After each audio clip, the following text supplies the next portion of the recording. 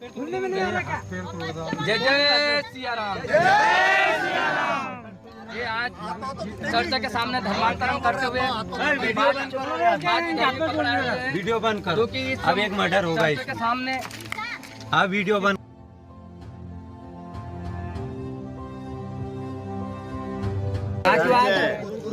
शांत रहो। यहाँ क्यों आया था? यहाँ पर बैठता था। जोर से बोलना। और कौन? जय मसीह होननानै साफ्रोम नायगिरि नोंथांमोनखौ खुलुमहरदों आरो लोगोसे बयखौबो बरायदों। ख्रिस्ट'नि आंगो नोंथांमोन, दिनै नोंथांमोननो बेबायदि भिडिअ क्लिप लानानै फैदों जि भिडिअ क्लिपखौ नुयोब्ला नोंथांमोना मोनसे गिखांनाय मोनगोन। येस अनजाग्राफोर, जेराव माखासे सुबुंफोर जायफोरा RSS बजरां दल होननानै बुङो, धोरोमनि राक्षक होननानै बुङो, बिथांमोना माखासे ख्रिस्टियान सुबुंफोरखौ मोदोमनिफ्राय गाननाय जोमनायखौ गैयै खालामदों, लांथं खालामदों आरो गोबां बुदों। जानो हागौ बे बुजानायफोरनि गेजेराव पास्टरफोरबो दङ, इभान्जेलिस्टफोरबो दङ। बेबायदियै नोंथांमोननो मोनसे दुखुनांथावना रादाब भिडिअ क्लिप लानानै फैदों। दा बेवहाय गोख्रै नायगोन आरो गोख्रै शेयार खालामगोन। मानो होनोब्ला नोंथांमोननो आङो मैया मोनसे भिडिअ क्लिप आपल'ड खालामदोंमोन आरो बे आपल'ड खालामनाय भिडिअआव मैया थिगानो दङमोन, नाथाय दिनै स्ट्राइक मोनसे फैदों। दा बेयावखाय आङो बे भिडिअखौ बोखारनो गोनां जाबाय। दा बेयावखायनो नोंथांमोना जेब्लानो खाबु मोनो भिडिअफोरखौ गोख्रै नायगोन, नङाब्ला आंबो डिलिट खालामनो गोनां जाफिनगोन। मानोना कपिराइट इस्यु फैदों। मैयानि जिथु भिडिअमोन कपिराइट इस्यु फैदों। दा बेबायदिनो माखासे भिडिअफ्रा कपिराइट इस्यु फैदों आरो लोगोसेनो बेखौबो मोन्थिहोनो नागिरखाबाय दिनैनि जिथु भिडिअ जागोन, जि आपल'ड खालामगोन, बेबो हयथ' प्रब्लेमफोर फैनो हागौ। दा बेयावखायनो गोख्रै नायखागोन, मानोना बेयाव मानसि बुनाय दङ, बेयाव मानसिखौ सोबानाय दङ। बेबायदि जुदि भिडिअफोरखौ आपल'ड खालामोब्ला इउटिउबा बेखौ एक्सेप्ट खालामनो नागिरा, जिहेतु इउटिउबनि माखासे रुल्स गाइडलाइनफोर दङ। बेनि अनगायै जुदि भिडिअखौ आपल'ड खालामोब्ला प्रब्लेम फैयो। दा बेयावखायनो गोख्रै नायगोन आरो गोख्रै शेयार खालामनानै होगोन, जेन बयबो बे बाथ्राखौ मोन्थिनानै थायो, रोंनानै थायो। दे अब्ला नोंथांमोननो भिडिअ क्लिपखौ दिन्थिग्रोनोसै। नोंथांमोना नायग्रोदो, बिनि उनाव आङो माखासे बाथ्राफोरखौ उननि फारसे बे बबे जायगायाव जादोंमोन बेखौ नोंथांमोननो खोन्थाहैसिगोन।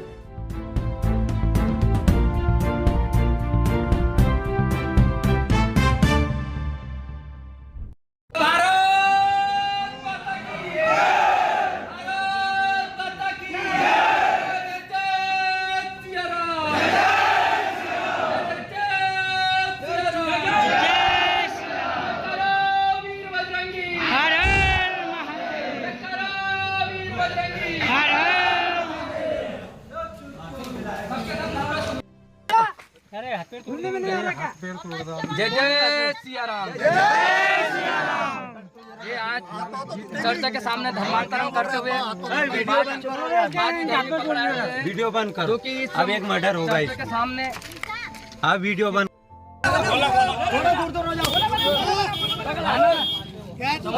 गांडू मारूंगा भोसड़ी का, एक बार हो गया ना तेरा नाम डालूंगा बेटा। इनकी घेरा बनाओ गांडू गांडे खाना खा ले घेरा बनाओ। थोड़ा पीछे फेल हो गया पीछे कर सकते हो। जय जय सिया राम। ये आज चर्चा के सामने धर्मांतरण करते हुए वीडियो बंद करो क्योंकि अब एक मर्डर होगा इसके सामने। हाँ वीडियो बंद।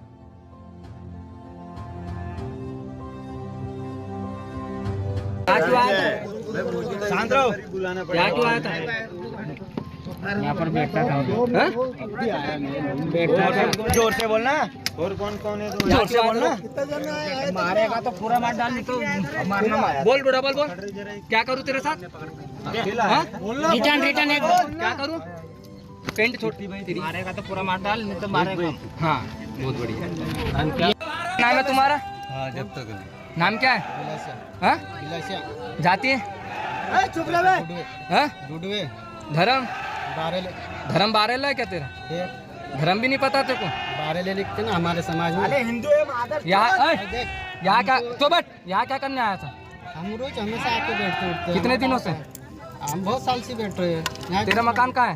यहाँ ये मेरा मकान भी है, मसानटी के पास है। हिदरपुर में? हाँ रोज आता है यहाँ? हाँ हमेशा 10 बजे? नहीं 10 बजे नहीं, आज टाइम हो गया हमको, मीटिंग में हमेशा आता रहता है। हमेशा आता है। कितने दिन चल रहा है यहाँ धर्मांतरण का काम? नहीं धर्मांतर काम का नहीं है भाई, हम धर्मांतर नहीं करते हैं। तू कुछ नहीं करता? तू बेटा पागल भाई को सुधारने आए थे तुम 8-10 लोग। तेरा नाम क्या है बे? उसको बुला रहे, उसको गना? बाप का नाम बोल, सरनेम बोल पूरा बेटा। बता। हाय, तू बेटा पूरा नाम बता। नाम बता पूरा। नाम बता। भाई साहब तू बेट नाम बता। ये क्या है? ये क्या है? बोना सिंह। पूरा नाम बोल।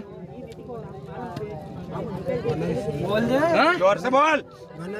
कहाँ रहता है बेटा? हिवरा। यहाँ क्यों आया था? हाँ? मेहमान। यहाँ क्यों आया था? आधी रात को मैं यहाँ क्यों आया था 10 बजे? हाँ?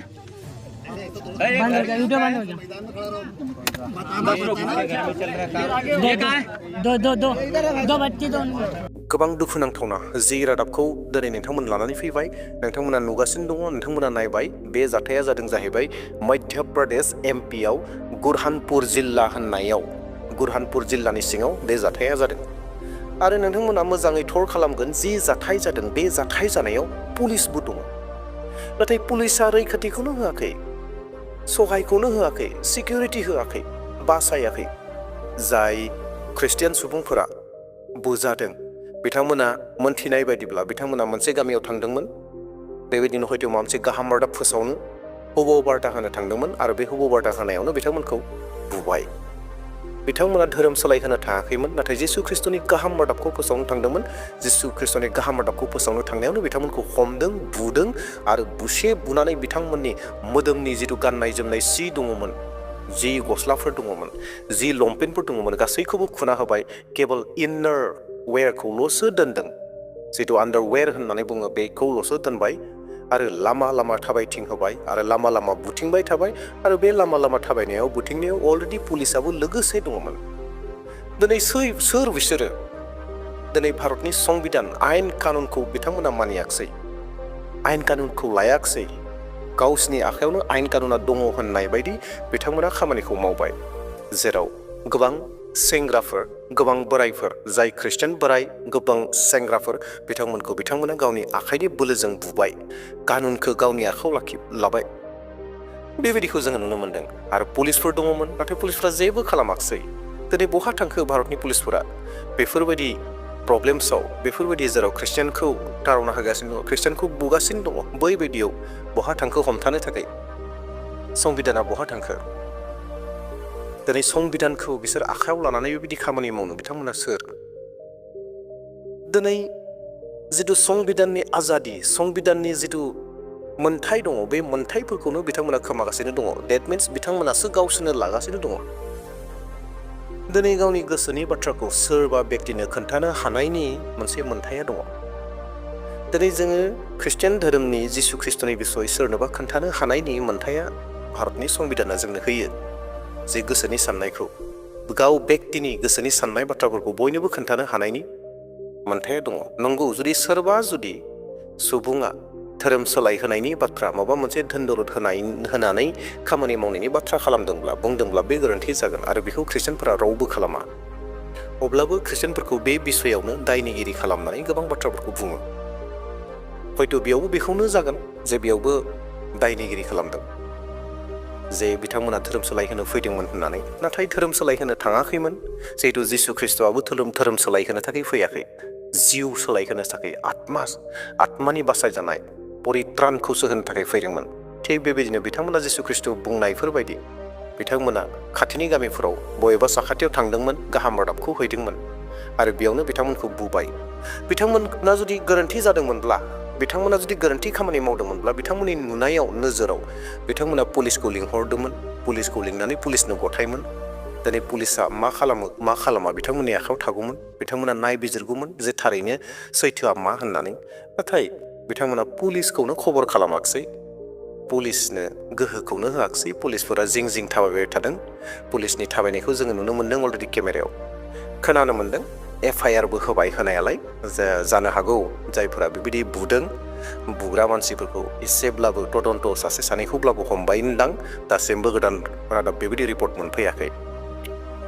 अनजाग्रा ख्रिस्ट'नि प्रियफोर दिनै जोंनि भारताव बेबायदि अबस्था जानानै दङ जेराव ख्रिस्टियान मुं होनब्लानो सोरबाया बुनो गोसो जायो दाय गैयाब्लाबो बुनो गोसो जायो ख्रिस्टियान होनबानो जिसु ख्रिस्ट'नि मुं खोनाब्लानो सोरबाया थोर थोर मावो फरेन देशनि धोरोम होननानै गोबाङा बुङो बेफोरबायदि गोबां बाथ्राफोर बुङो नाथाय गोबाङा दिनै बे बाथ्राखौ बुजियाखै जे इसोरा फरेननि गावनि लकेलनि बबेबा बर' हारिनि बबेबा सावताल हारिनि बबेबा मुस्लिमनि बबेबा हारसानि नेपालिफोरनि बिहारिफोरनि पान्जाबिफोरनि इसोरा माब्लाबाबो जाया इसोरा जाहैबाय बयनिबो जायो दा बे बाथ्राखौ दिनै मानसिफ्रा बुजिला मा होननानैथो बुंबावनो नङा होमब्ला दा जेखि जादिया दिनै जोङो आर'जआव खौसे जानि बिथांमोननि थाखाय आर'ज खालामदो अनजाग्रा आंगो लोगोफोर जेन बिथांमोना बोलो मोनो गोहो मोनो